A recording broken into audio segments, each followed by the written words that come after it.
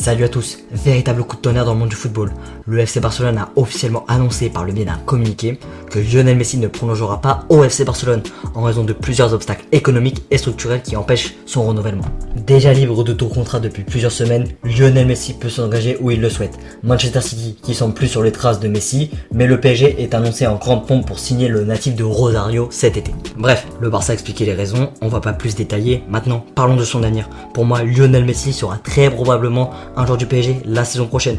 Manchester City semble être hors course depuis plusieurs mois. Avec les achats de Grealish et peut-être prochainement Harry Kane, c'est pas l'environnement le plus attractif en plus pour Lionel Messi, ni le championnat le plus détente pour terminer une carrière. Et s'il arrive au PSG, il sera en terrain conquis au Paris Saint-Germain. Di Maria, Neymar, Paredes, Pochettino, que le Pulga voulait en tant que coach au FC Barcelone lors de l'été 2019. D'ailleurs, Pep Guardiola s'est exprimé à plusieurs reprises au sujet de Messi, mais n'a jamais réellement montré une envie de le signer et lui avait plutôt conseillé de rester au Barça. De plus, on s'en souvient, son départ du Barça était en partie à cause de Messi.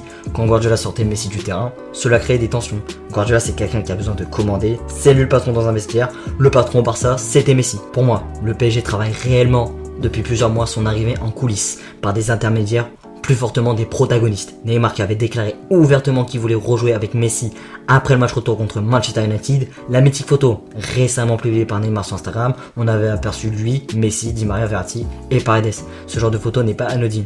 Et puis aussi, le joueur n'avait jamais démenti une éventuelle arrivée au Paris Saint-Germain, ni la direction parisienne n'avait démenti cela. Il y avait un autre signe à propos de son départ du Barça. Allons vers le gaming, PES, enfin désormais eFootball. Lors de son trailer de lancement, Konami a affiché en égérie Lionel Messi, mais sans le maillot du FC Barcelone. Signe qui montrait l'incertitude de l'avenir de la Pulga pour Lionel Messi. Tenter de gagner une LDC avec le PSG, ça serait un véritable défi. Un gros défi de soulever cette compétition prestigieuse avec un club qui est si proche de l'objectif depuis 2 ans. S'il signe et qu'il gagne cette compétition, il sera devant Cristiano Ronaldo dans l'histoire selon moi. Gagner cette compétition dont la France plus la loose comparée aux autres pays européens dans cette compétition, ce serait réellement mettre fin au débat éternel Messi ou CR7. Maintenant, parlons football. Une arrivée de Lionel Messi serait sportivement et économiquement incroyable. La vente des maillots, la billetterie, l'image du joueur et l'alchimie parfaite avec Neymar. Et c'est soi-disant un joueur en fin de carrière sur le déclin, mais qui porte un Barça qui reste d'année en année et qui est favori pour le Ballon d'Or malgré ses 34 ans et qui t'offre plusieurs possibilités tactiquement.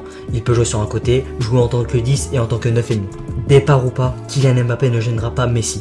Un trio Messi, Neymar, Mbappé est ultra complémentaire. On pourrait retrouver une sorte de MSN.